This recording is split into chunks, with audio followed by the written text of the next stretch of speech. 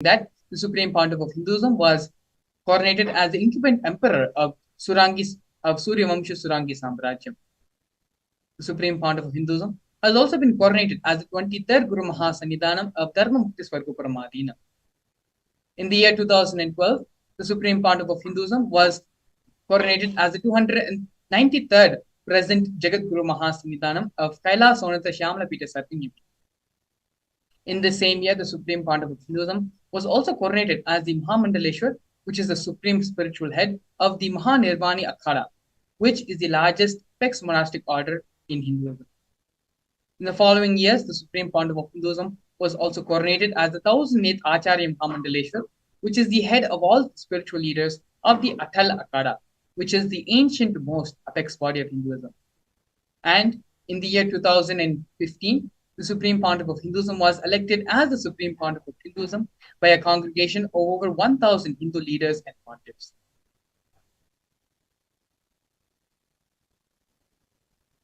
The sovereign state of Sri Kailasa is a macrocosmic, ancient Hindu enlightened civilizational nation whose vision is living enlightenment for all humanity. Kailasa's mission is to revive and share with today's world the practical applications of the greater sciences of authentic Hinduism, including Hindu cosmic physics, Hindu alchemy, Hindu cosmology, Hindu biology, Hindu mathematics, the power manifestation science, and other sciences as revived by the Supreme Pontiff of Hinduism. These sciences were once practiced freely in over 56 nations across the continent, but are now facing extinction due to the persecution over a millennium.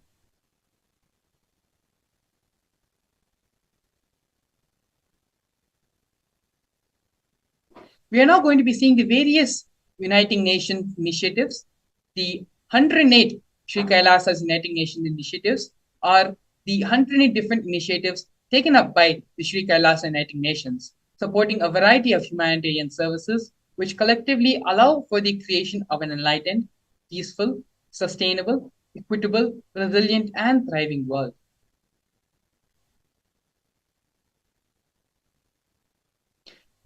These projects include the No Hungry Home project, offered by Sri Kailasa Uniting Nations for nutritious food and a hunger-free world.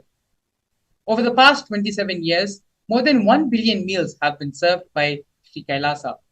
Every month for the past 27 years, the Hindu ASMT community has served more than 3 million annadans, which are the free organic meals as per the tradition, in religious gatherings to everyone without discrimination. 10,000 meals are served daily, free of cost, and up to 100,000 meals are served on festival days. And as you can see here in many of these photographs, Supreme Pontiff of Hinduism himself is performing the Annadan for all the devotees and disciples gathered.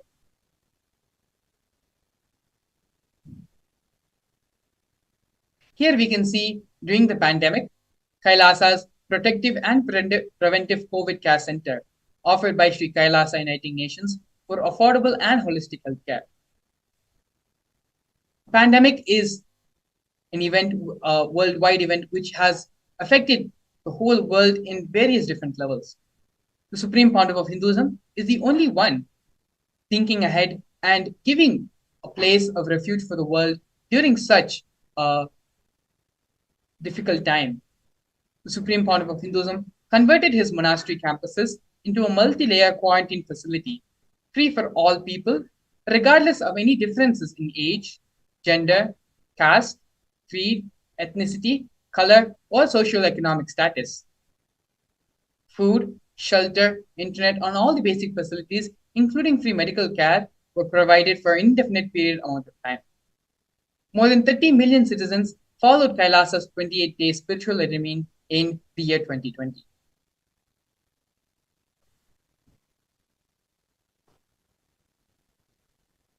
Now we're going to be looking at the Nithyananda Hindu University and the Nithyananda Gurukul offered by Sri Kailasa Uniting Nations for education reform and development. The Nithyananda Hindu University is the largest Hindu university established by the Supreme Pontiff of Hinduism.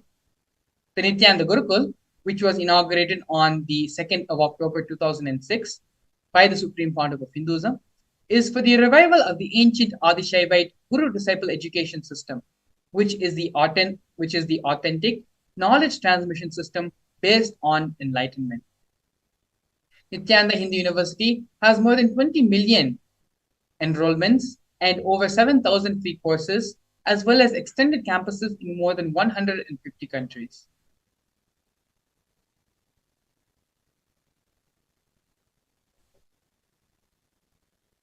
Here we can see the Nithyananda Jnanalaya project and the Hinduismpedia project offered by Sri Kailasa Uniting Nations for the protection of Hindu scriptures.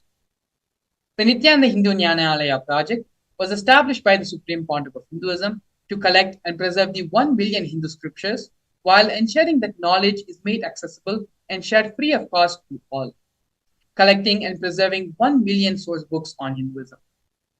The Supreme Pontiff of Hinduism himself has authored more than 10,000 books in 3 different languages, translated into 50 other different languages, and published 10,000 different articles, given more than 10,000 hours of free discourses with a combined view of more than 1 billion.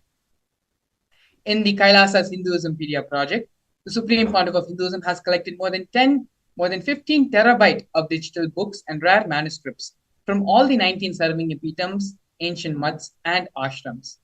More than 1 billion pages on Hinduism, collection of 22,000 digital books, 1,000 e-text books, and over 100,000 articles on various topics in Hindu.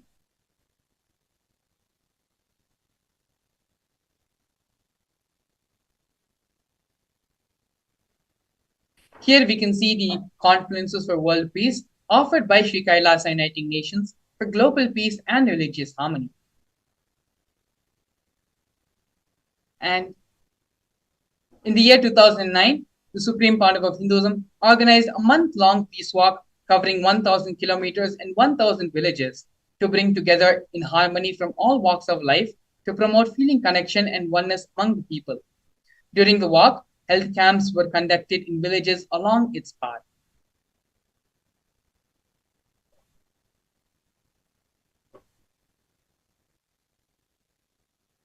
Here we have the women empowerment programs offered by Sri Kailasa Uniting Nations for feminine empowerment and gender equality. Kailasa's Yogini Serving Epitam is the establishment of yoga and meditation universities to empower their quality of life and emphasis on life solutions through the Vedas and Agamas, empowering the indigenous rural women, fighting against wrongful gender stereotyping, gender-based violence, and lack of inclusive and quality learning environments. Some of the initiatives taken by Sri Kailasa Uniting Nations for Feminine Empowerment and Gender Equality are the Kailasa's Nithyananda Lakshmi Project, which is a microfinancing service, Kailasa's Women Foundation and Women Empowerment Self-Help Centers, which have been launched in 108 places around the world since its initiation in 2009.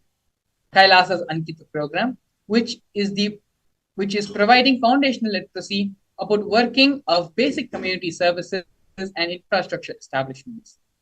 Kailasa's Ashraya program, providing vocational training programs to rural and indigenous women to provide equal opportunities and access to independent, self-sufficient financial environments to them. The Supreme Pontiff of Hinduism has revived the Vedic feminism in Kailasa, where 80% of leadership positions have been occupied by women.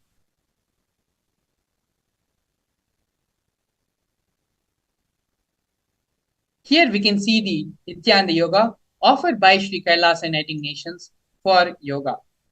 The Supreme Pontiff of Hinduism has revived 108 scientifically validated kriyas, specifically targeting the 108 major diseases and disorders, such as diabetes, arthritis, and blood pressure.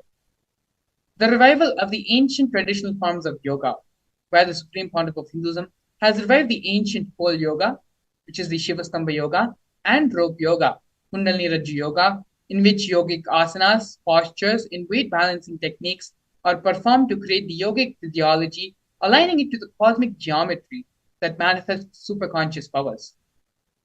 The Supreme Pontiff of Hinduism has also been awarded 2 Guinness World Records for the largest rope yoga and largest pole yoga classes, bringing worldwide attention to these extraordinary forms of yoga.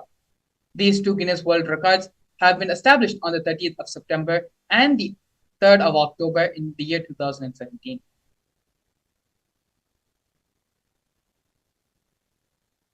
Here we can see one of the most historical moments and milestones in the history of the building of Kailasa nation, where Kailasa, the first nation of Hindus, led by the Supreme Pontiff of Hinduism, Bhagavan Sri Nithyananda Paramashivam, spoke on behalf of 2 billion global Hindu diaspora at the 14th session of the United Nations Forum on Minority Issues. A significant milestone in the history of Hindus and the sovereign state of Sri Kailasa happened on the 2nd of December 2021. His Excellency Sri Nityamoksha Priyananda, Ambassador Extraordinary and Philanthropy of Kailasa, representing the persecution of Hindus at the 14th session of the United Nations Forum on Minority Issues. The theme of the forum was conflict prevention and the protection of human rights of minorities. This was the first time the plight of persecuted Hindu minorities was represented in the United Nations. The systematic and generational attacks on Hindu indigenous traditions were highlighted in this meeting.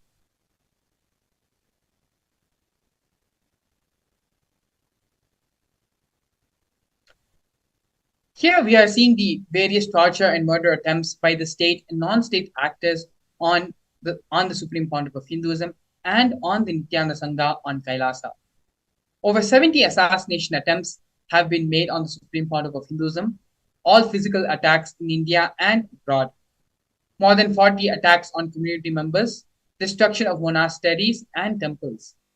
Over 60 incidents of attacks of molestation and rape of women and women monks.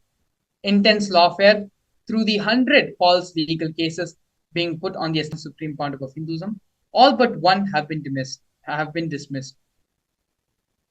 Intersectional persecution using the entire government mechanism, politically owned media, politically controlled by politicians, inciting mob violence through the social media. Here, multiple various different ways the anti-Hindu and anti-spiritual elements have been trying to attack and assassinate the Supreme Pontiff of Hinduism. Throughout all this illegal persecution happening on the Supreme Pontiff of Hinduism, Swamiji was unwavering in his intention to revive Hinduism and give superconscious breakthrough to the entire world, through which the establishment of the Hindu nation of Kailasa has happened. So now, after a short break, we're going to be looking into the next segment of today's program, which is the power manifestation, understanding the science of power manifestation, the Shastra Pramana for the power manifestation science, how the Supreme Pontiff of Hinduism is reviving this power manifestation science, as well as the live demonstration of the various powers of power manifestation. We'll be back with you after a short break. A more intelligently connected world leads to a brighter future. An enlightened humanity leads to a better world. During the Paramashivam program, we help people to discover their superhuman possibilities and help them to find and achieve the true purpose of their birth by giving them the techniques, practices, and methodologies from the Vedagamas, the original source scriptures of Hinduism. The Supreme Pontiff of Hinduism is reviving the ancient original Vedas and Agamas in all its glory, in a user-friendly way for the modern mind. The Supreme Pontiff of Hinduism is transforming human beings into divine beings, reviving, initiating, and replicating the 463 powers from the Agamas revealed by Paramashivam. The Supreme Pontiff of Hinduism is not just giving solutions for every problem man faces, but is making them irrelevant to their lives by transforming human beings into divine beings. Listen. Any argument presented by your mind, body, your present reality to establish you are not Paramashiva. You are not omniscient, omnipotent, omnipresent. Anything presented to prove you are not Paramashiva is illegitimate. Decide this. This is super determinism. Understand? anything you declare as illegitimate will lose power over you, will die in few days, few minutes, maybe in few weeks, whatever few days it takes. It will not have power over you. Understand, this is the method for sudden enlightenment. This is the method for sudden enlightenment. It happens by the Shaktipada. Here Paramashiva is sitting to tell you all, you are Nithyanandam, we welcome everyone to this beautiful and powerful session on the science of power manifestations. In this session, we are going to be having a beautiful explanation of Shaktis, and how they are manifested, how they can benefit our life, and last but most important, we'll be having a live demonstration of the powers of Paramashiva. So now let us understand first what is the science of power manifestation. In the Vedagamas, the source scriptures of Hinduism, Paramashiva reveals in elaborate detail about the fact that every human being is hardwired to manifest the Shaktis of Paramashiva. Manifesting the powers of Paramashiva are described in a systematic method and science for human beings to explore the various possibilities and powers that are there for that can be expressed by every human.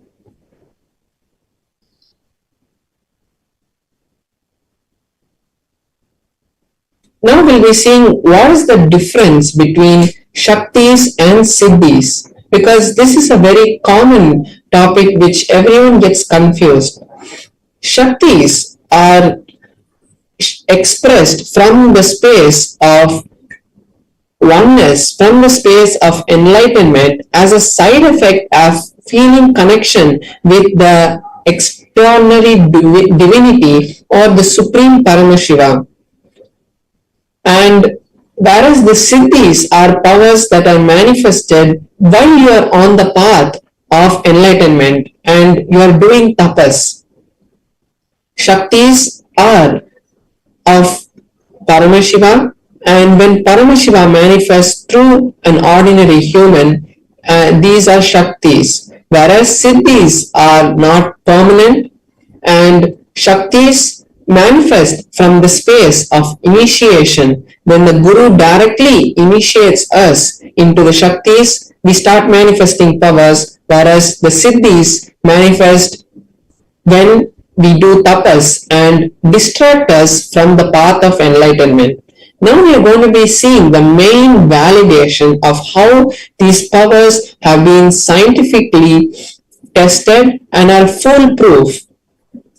The powers are tested in 4 different ways. First, there is a Shastra Pramana, which is the scriptural reference of these powers. What Paramashiva has to say about these powers in the Vedas and the Agamas. Next, we have the Apta Pramana, which is the time-tested, foolproof experiences of our ancient scientists, the Rishis. All the enlightened masters and Rishis who have come before us and manifested these powers and shown them to the humanity, those are the Apta Pramanas. The Atma Pramanas are the validated and foolproof tested manifestations that the Supreme Pontiff of Hinduism has experienced in his life. After verifying his experiences with the Shastra Pramana and the Atma Pramana, he shares it to the world as his Atma Pramana. Then we have the Pratyaksha Pramana, which is the scientific study, the empirical evidence of these powers.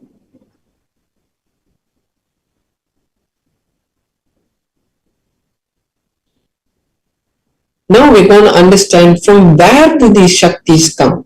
The source of these Shaktis is Paramashiva. Paramashiva is the source of all the Shaktis. Paramashiva is the primordial divinity in Hinduism, the ultimate reality, and he is the self-effulgent Swayam Prakasha, and he is omniscient and omnipotent. He is there all around us, and he is the one who manifests through us to manifest anything in this world, whether it is just a movement of our hand or it is the manifestation of these extraordinary Shaktis, or it is the creation of universes. Everything manifests from Paramashiva.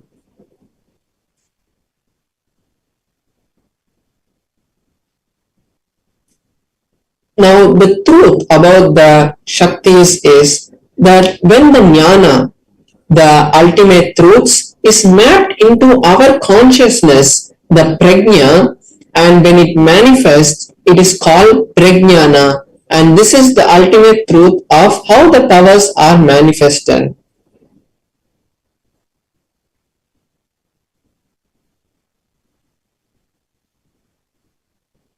Now we'll be seeing the Shastra Pramana for the power of third eye.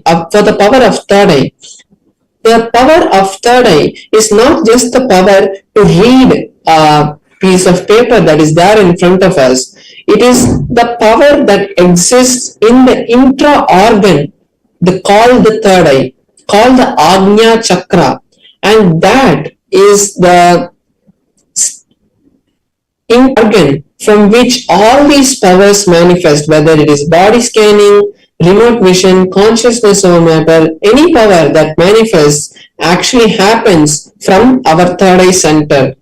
So the Shastra Pramana for the power of third eye is from the Vijnana Bhairava Tantra, Sutra 34. The verse goes, Kapalantar manonyasa tishtan milita lochanaha Kramena manaso dadyat lakshayet lakshyamuttamam. The translation goes, by fixing the mind on the inner space within the crown center and slowly with stability without any movement, and keeping the eyes in succession, pulling the eyes in succession to the third eye, one is able to see beyond this physical eyesight and is able to see the goal, the lakshyam, and he attains the space of oneness with Paramashiva. So this is the detailed instruction of how the power of third eye manifests. Now we'll be seeing the Apta Pramana, how our rishis, how the ancient history has shown this manifestation happening. In the beautiful scripture called the Bhagavad Gita, which is in the Mahabharata, when the historical event of the Kurukshetra happened, Bhagavan Sri Krishna revealed to Arjuna the beautiful scripture of the Bhagavad Gita. And in that Bhagavad Gita, Arjuna asks Bhagavan Sri Krishna to show his Vishwarupa Darshana, his cosmic form. And at that time, Bhagavan Sri Krishna tells Arjuna that with these physical eyes of yours, you cannot view this cosmic form of mine. So I initiate you into the third eye, into the divine vision of the third eye, and with those eyes you can view my cosmic form, the Vishwarupa Darshana. And after this initiation, Arjuna was able to view the cosmic form of Bhagavan Sri Krishna and gave a detailed explanation of the whole cosmic form in the 11th chapter of the Bhagavad Gita. Now we'll see what the Supreme Pontiff of Hinduism experienced when he had the experience of his third eye. The Supreme Pontiff of Hinduism says that the first experience that I was able to see everything around me, above me, the whole 360 degrees, 10 directions, below me, everything I realized not only was I able to see, I was able to feel and experience all that around me. So the supreme point of Hinduism was able to see beyond the physical eyesight that was there, and he was able to feel everything. He was able to feel the oneness with Paramashiva, which is the creation of this whole world. Equally in both. Now we'll be seeing the power of consciousness over matter, which manifests from the space of Paramashiva. Before that, we'll just quickly see the Pratyaksha Pramana for the power of third eye. What science has found about the third eye. So when the PET scan, a type of brain scan, was conducted on the supreme pontiff of Hinduism himself, they had found that there was an intense amount of frequencies which were being emitted from the frontal lobe of the supreme pontiff of Hinduism. So they had found that when the supreme pontiff of Hinduism was in a deep state of Samadhi or meditation, there was a high amount of frequency, which was a high amount of energy, which was being found exactly where the point of the third eye is. So this is the Pratyaksha Pramana, the empirical evidence for the power of third eye. Now we'll be seeing the Shastra Pramana for the power of consciousness over matter. The power of consciousness over matter is also in the Vijnana Bhairava Tantra, and it is in the Sutra 120, Dharana 95. Kvachid vastuni vinyasya shane drishtum nivartayet tajnanam chitta sahitam devi shunya layo bhavet. Beautifully, Paramashiva says in this verse, by having fixed one's eyes on a particular object, vastu, one should slowly withdraw the gaze, the sight from that object, as well as slowly eliminate the knowledge and the thoughts and impressions of that object. Then, O Devi, one abides in Shunya, the state of all-inclusiveness and infinite oneness. So this is the beautiful meaning of the Shastra Pramana of the power of consciousness over matter. Now, we'll be having a live demonstration of the power of consciousness over matter. So here I'll be manifesting the power of consciousness over matter by placing my Atmalinga on my hand. My hand will be placed on a flat surface, and I'm going to be placing my Atmalinga on top of my hand. And when I connect with Paramashivam, we'll be having the beautiful darshan of Paramashiva manifesting the Atmalinga to stand.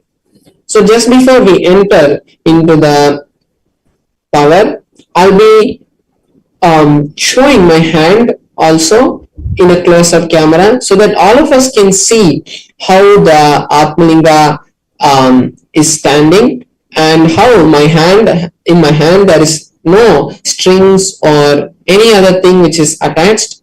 And we also can know that the Atmalinga is made of a crystalline material, so there cannot be any magnetic substance, magnetic material which is used to make the Atmalinga stand. And so now we have the close-up camera. So here you can see my hand, and there is no strings tied, there is no glue or anything, and we can also see the Atmalinga also, there is nothing tied to it, and as it is a crystalline material, there cannot be any magnet which can be used to make the Atmalinga stand. So now I'll be connecting with Paramashiva and chanting the Mahavakya, and when I do so, I request all the other viewers watching us live on all our other social media platforms to take this time to create your reality, because when we connect with this kind of space, we manifest powers, we create a strong Vata Varna, we create a strong environment for all our desires to be manifested, because at that time we are in the highest frequency and the closest connection with Paramashiva.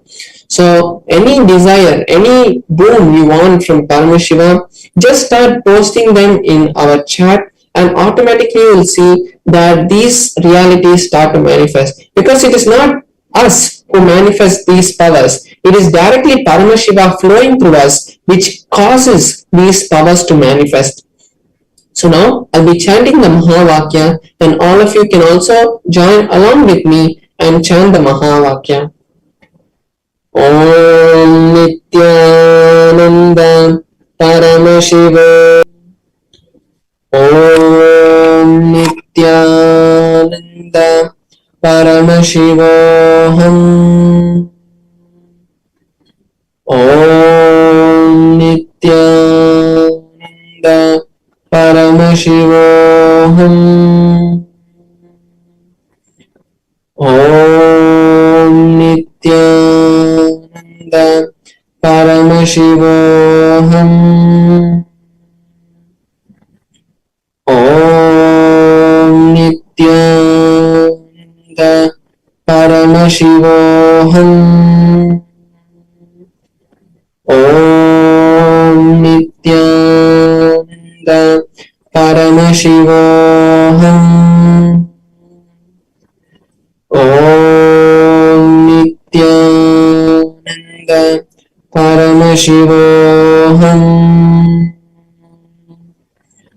Om Nithyananda Paramashivam. Om Nithyananda Paramashivam. Om Nithyananda Paramashivam.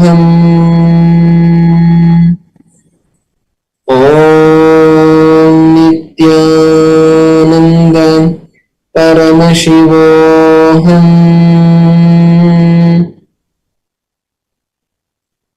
So beautifully, you saw how the Atmalinga rolled.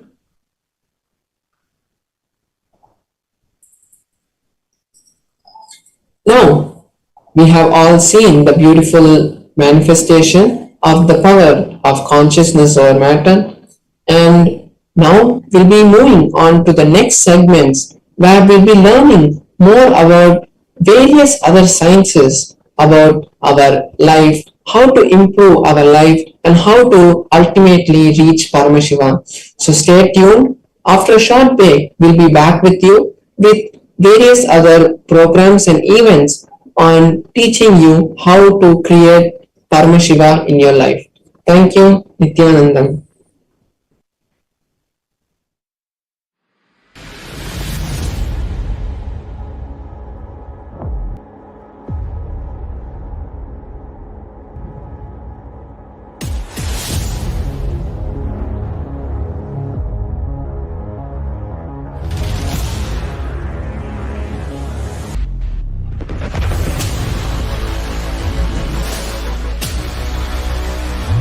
A more intelligently connected world leads to a brighter future. An enlightened humanity leads to a better world. During the Paramashivam program, we help people to discover their superhuman possibilities and help them to find and achieve the true purpose of their birth by giving them the techniques, practices, and methodologies from the Vedagamas, the original source scriptures of Hinduism. The Supreme Pontiff of Hinduism is reviving the ancient original Vedas and Agamas in all its glory, in a user-friendly way for the modern mind. The Supreme Pontiff of Hinduism is transforming human beings into divine beings, reviving, initiating, and replicating the 463 powers from the Agamas revealed by Paramashiva. The Supreme Pontiff of Hinduism is not just giving solutions, but is making them irrelevant to their lives by transforming human beings into divine beings. Listen. Any argument presented by your mind, body, your present reality to establish you are not Paramashiva. You are not omniscient, omnipotent, omnipresent.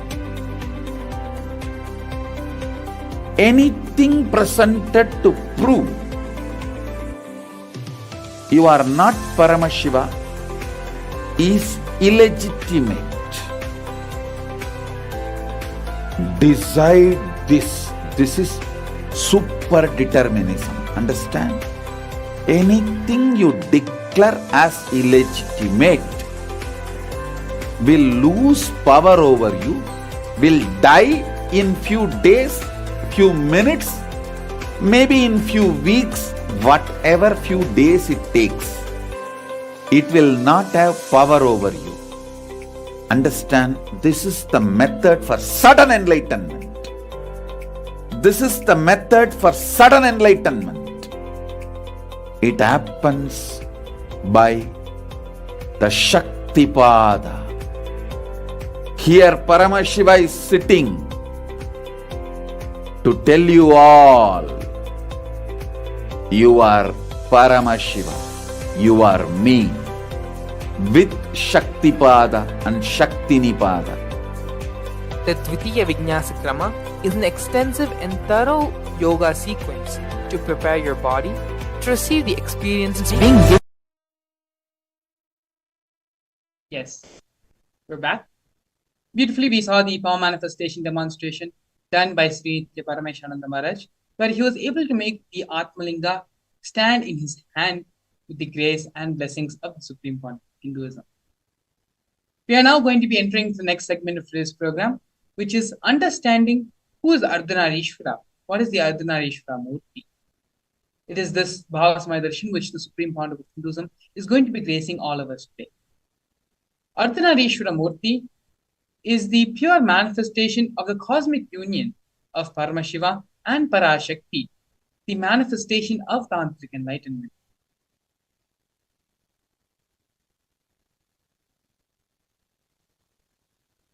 Once, when Devi was meditating, inside her being, the feminine energy got awakened.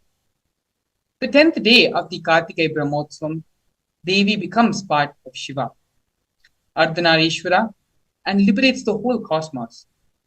Devi is the representative of the whole cosmos, of the whole universe. Whatever has expanded from him, from Devi, he just takes them all back and gives them the feeling, you are my part, reuniting, the reunion.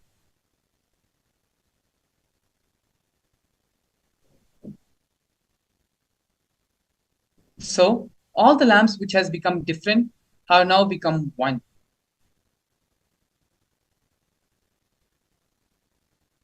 Is Prakriti Devi. By evening, all of them come back and become one with the Purusha. This is what Devi becoming Ardhanari Purusha is the celebration. These are the direct words of the Supreme Pontiff of Hinduism, explaining the significance of the Ardhanareshwara Leela happening.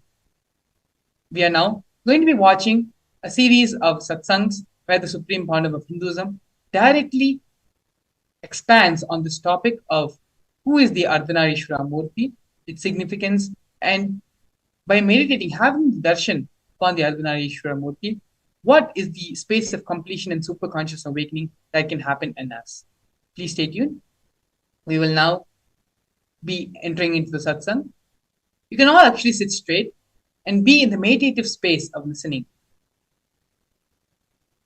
It is only when we are in the space of listening, the words of the Supreme Pontiff of Hinduism get imbibed into our systems. And from hearing, we move into the space of listening. So please take a few moments and sit straight and come to the restful awareness. Allow yourself to settle down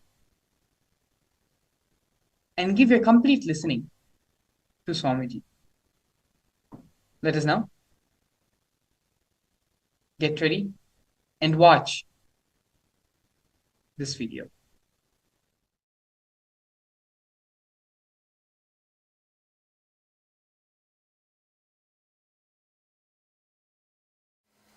If you see our deities, they will have two wives, almost all deities. Please don't think it's two women. Two aspects of feminine energy.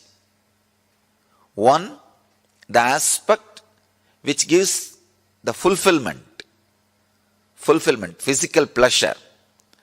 The other aspect gives fulfillment emotionally as a mother. One aspect which gives fulfillment physically as a beloved. The other aspect which gives fulfillment emotionally as a mother. The very being, the very basic thing of the human consciousness, it can play both the roles. When you awaken feminine consciousness in you, you will see that you are radiating physical fulfillment and emotional fulfillment, which is enlightenment. Practically, which is enlightenment. I'll describe the Arunachala story. The story of Arunachala.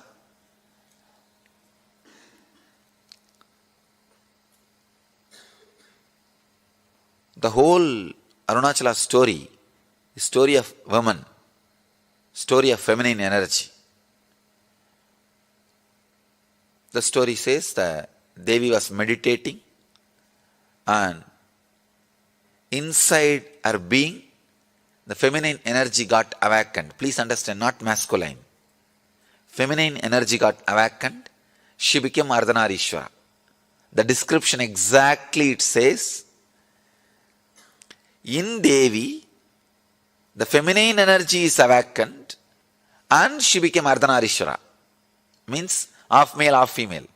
You'll be surprised. See, in male, if female energy is awakened and the description says he became half male and half female, perfectly alright.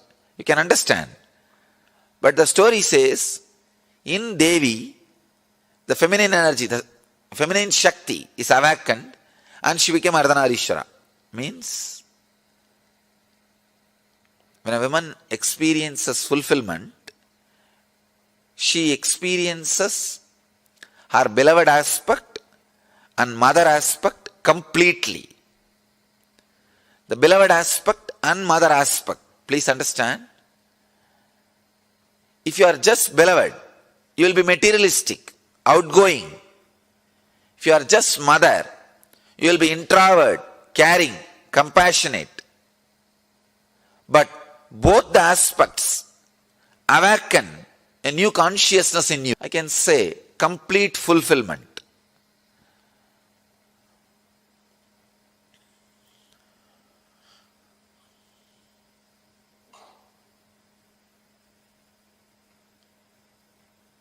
I think with this one example you will understand. All of you can understand.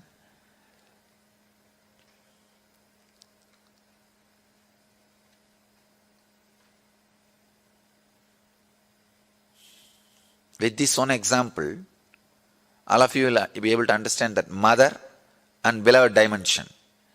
If you are missing the mother dimension, naturally just a beloved dimension cannot fulfill you. If you are missing the beloved dimension, just the mother dimension cannot fulfill you.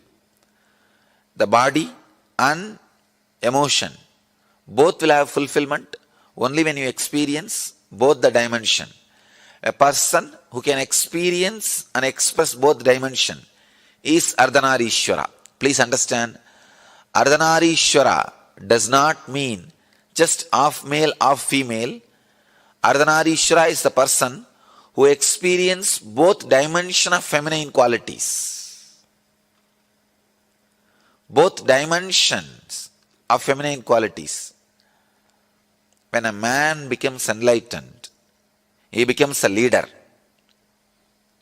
When a woman becomes enlightened, she becomes mother and beloved. Ability to radiate both dimensions.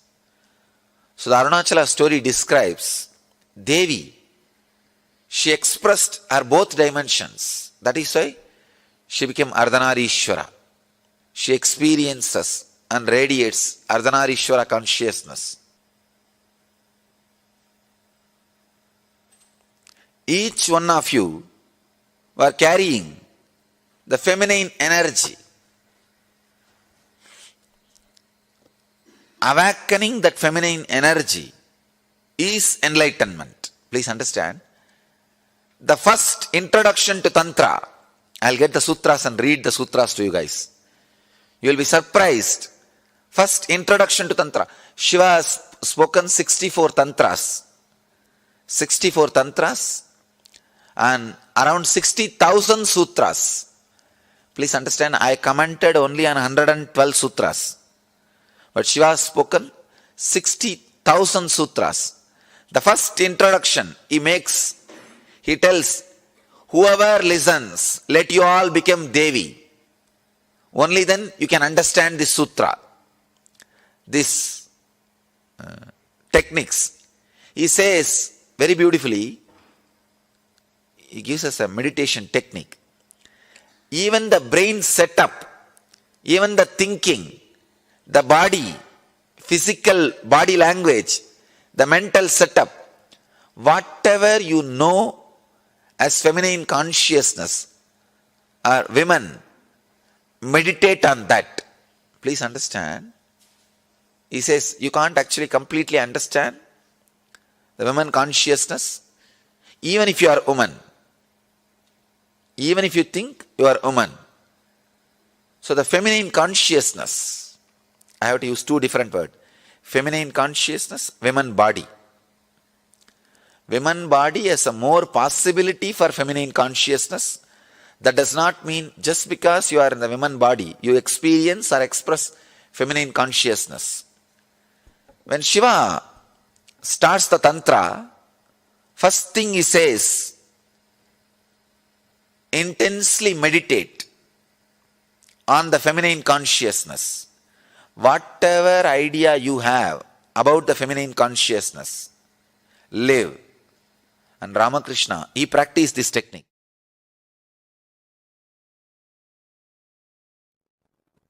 The word Tantra simply means technique, methodology. In Sanatana Hindu Dharma, all methodology for manifesting the state, space, powers and being of Paramashiva is called Tantra. That's it. Please understand. State, space, powers and being of Paramashiva, manifesting that is called Tantra. Any methodology adopted for that purpose is called Tantra. In course of time, it got associated with multiple traditions like Shakta, Bauddha, Samana. In multiple sampradayas, orders, traditions of Hinduism, it got identified, associated, started having different connotations, and then comes the anti-Hindu narratives, anti-Hindu forces, Hindu-phobic forces contains this word and boxes it inside gory sexual activities and orgies. Without any understandings and reality, I tell you, Tantra is the most anti-sex practice. In real tantric practice, whether you do it with your own being or you do it with some beings outside, it just